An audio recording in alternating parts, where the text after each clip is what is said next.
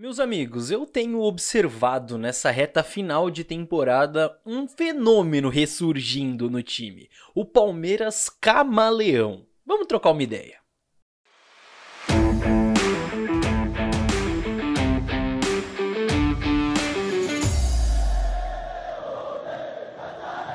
Salve, salve você que acompanha a Análise Verdão aqui no YouTube. Meu nome é Leonardo Suzuki e sejam muito bem-vindos a mais uma análise. Bora falar de tática, que eu tava com saudade de trazer um vídeo aqui pra vocês pra falar sobre tática nesse Palmeiras. E eu queria conversar com vocês sobre essa pauta, o retorno do Palmeiras camaleão. Eu trouxe isso em uma análise pós-jogo e eu achei que valia trazer um vídeo só sobre isso, principalmente num período aqui sem jogos do Palmeiras, né, que a gente pode falar sobre coisas mais macro, ver de cima o que tá acontecendo, e eu acho que essa é uma pauta muito interessante pra gente conversar, e eu quero ir direto ao ponto porque eu quero muito saber a sua opinião também. E vamos lá, porque você vai entender o que eu tô querendo dizer com esse papo de Palmeiras camaleão, tá? Pra gente contextualizar, quando o Abel inicia seu trabalho no Palmeiras, que a gente fez aqui inúmeros vídeos analisando, né, desde o início do trabalho do Abel, uma coisa que eu sempre falava aqui no canal, o que eu destacava mais do Palmeiras do Abel era o poder de adaptação, o poder que o Palmeiras tinha em grandes jogos de adaptar a sua formação, de criar uma estratégia específica pra surpreender o adversário, né, de se adaptar, de ser de fato um Palmeiras camaleão, né? E os exemplos disso no início do trabalho do Abel são vários. Você tem naquela semifinal da Libertadores contra o River Plate, um Palmeiras que inicia com uma linha de 4 e se adapta para jogar com uma linha de 5 para espelhar o ataque do River. Você tem na própria final da Libertadores de 2020, o Palmeiras dobrando a marcação pelo lado com os volantes, né? O Abel fez isso em vez de dobrar a marcação com os meias abertos, enfim, para marcar Soteldo e Marinho, não deixar eles jogarem. Você tem também a adaptação na final da Copa do Brasil de 2020, né, contra o Grêmio, que o Palmeiras se adapta, passa a marcar com um 4-1-4-1, com o Felipe Melo marcando entre as linhas de 4, né, tudo adaptações do modelo de jogo do Palmeiras que o Abel trouxe em jogos decisivos. Quando a gente vai para 2021, isso se repete também nas quartas da Libertadores. Você tem uma estratégia contra o São Paulo para liberar mais o Dudu. Na final contra o Flamengo, não preciso nem mencionar, né, direito, você tem ali claramente adaptações, uma marcação com encaixes, uma linha de 5 para espelhar o ataque do Flamengo. Enfim, essa era a principal característica do Palmeiras, se adaptar ao seu adversário. Só que aí a gente chega em 2022 e eu acho que isso se perde um pouco, porque o Palmeiras passa a ser um time de muito mais imposição do que adaptação. Isso vai por diferentes motivos, desde tempo para treinar, pré-temporada, jogadores chegando ao seu auge, né, junto do trabalho do Abel, e o Palmeiras faz um 2022 muito mais impositivo. E sendo muito mais impositivo, o Palmeiras joga o melhor futebol da era Abel, né, principalmente naquele primeiro semestre de 2022, era um Palmeiras que impunha o seu jogo contra qualquer adversário, era avassalador. E graças a esse estilo também mais impositivo, o Palmeiras alcança uma regularidade que não tinha alcançado nas outras temporadas e consegue ganhar o Campeonato Brasileiro. Pra mim, não é coincidência que o Palmeiras, no ano de mais imposição, consegue ganhar o campeonato de pontos corridos, o campeonato que tá premiando ali a regularidade ao longo do ano todo. Porém, eu também não acho que é coincidência que foi justamente o ano que o Palmeiras não conseguiu ganhar Copas, que o Palmeiras cai na Copa do Brasil, cai na Libertadores, claro, por motivos diferentes, a gente tem polêmicas, a gente tem tudo mais, mas eu não acho que é uma coincidência, né? O ano de mais imposição, a gente vai melhor nos pontos corridos, não vai tão bem nos mata-matas, e nos outros anos que o Palmeiras se adaptava mais, o Palmeiras ganhou 2 Libertadores, por exemplo.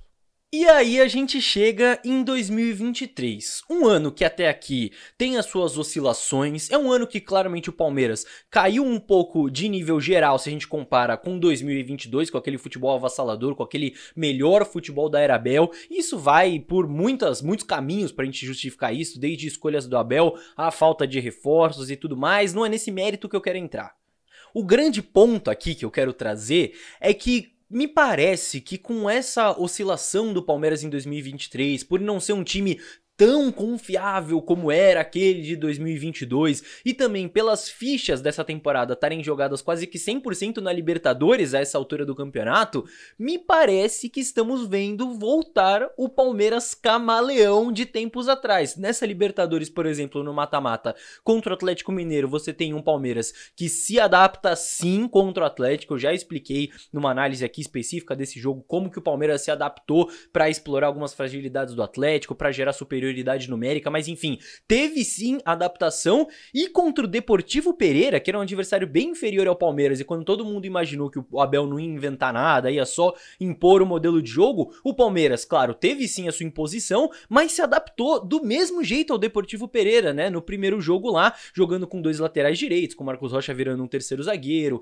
com o Mike sendo ponta direito, o Arthur indo pro banco. Então mesmo num jogo contra um time inferior tecnicamente, houve esse Palmeiras camaleão. E percebam que você se adaptar ou não ao adversário não tem nada a ver com você atacar mais ou menos, com você ter mais a bola ou menos, não tem nada a ver com isso. Contra o Pereira, o Palmeiras se adaptou e mesmo assim teve mais a bola, criou mais, né, fez 4-0 lá fora de casa, então não tem muito em relação com isso, né, com esse fato de ser mais ofensivo, mais defensivo, não tem relação com isso, tem a ver com impor mais o seu estilo ou se adaptar ao adversário e eu acho que a gente tá vendo um Palmeiras cada vez se adaptando um pouco mais nesses jogos de mata-mata, nesses jogos de Libertadores, por tudo isso que eu expliquei até aqui. Eu tô curioso pra entender o que o Abel vai fazer nessa semifinal contra o Boca Juniors, mas seguindo essa lógica, eu imagino que a gente vai ter algumas adaptações sim, não que o Palmeiras vai mudar da água pro vinho, mas que o Abel vai dar o seu toque ali no jogo de ida, no jogo de volta. E ainda mais levando em conta que recentemente o Palmeiras perdeu um jogador fundamental pro time, que é o Dudu, né, até o final da temporada, e quando você perde um jogador que é titular absoluto, não é só você tirar ele e colocar outro jogador no lugar que tudo volta a ser como era antes, né, jogadores diferentes, características diferentes, então até por causa disso, num certo grau, você precisa adaptar o time. Agora, se você perguntar a minha opinião, o que eu acho disso, para esse contexto atual do Palmeiras, eu vou dizer que eu gosto, tá? Não é claramente o Palmeiras mais forte da era Abel, não é o Palmeiras mais forte que a gente viu nesses últimos 3 anos, que está atualmente aí, né? Que vai disputar essa Libertadores, que vai disputar o título do Tetra, mas eu acho que esse fato novo, essa adaptação, essa estratégia, esse detalhe que o Abel traz para se adaptar a cada adversário, né? Para surpreender o adversário e até mesmo a torcida, eu acho que é positivo. Eu acho que nesse momento fortalece o Palmeiras, fortalece o time em busca desse objetivo. E eu quero saber se você concorda, né? Será que é mesmo o retorno do Palmeiras camaleão? Será que faz sentido tudo isso que eu falei? Ou será que foi só coincidência, que o Abel se adaptou ali contra o Atlético, se adaptou contra o Pereira, mas foram duas coisas pontuais ali que ele não vai repetir mais nessa Libertadores ou nesse Brasileiro? E você gosta disso ou não? Enfim, quero saber a sua opinião. Mande aqui nos comentários, é bem legal a gente aproveitar esse momento sem jogos do Palmeiras para trocar ideias sobre esses assuntos um pouco mais frios, né? Eu acho que é interessante, então comente aí, vamos trocar uma ideia. Claro que se você chegou até aqui também, não esqueça de deixar o seu like, que é muito importante, certo? Para esse vídeo chegar cada vez a mais palmeirenses. E também não esqueça de se inscrever no canal se você ainda não estiver inscrito para acompanhar as próximas análises. Fiquem tranquilos que em breve vai chegar a análise completa do Boca Juniors, adversário do Palmeiras, na semifinal da Libertadores. Então, bicho, já inscreva-se para não perder. Fechou, rapaziada? Tô esperando a participação de vocês aqui nos comentários. Obrigado pela companhia, vejo todos no próximo vídeo. Tchau, tchau!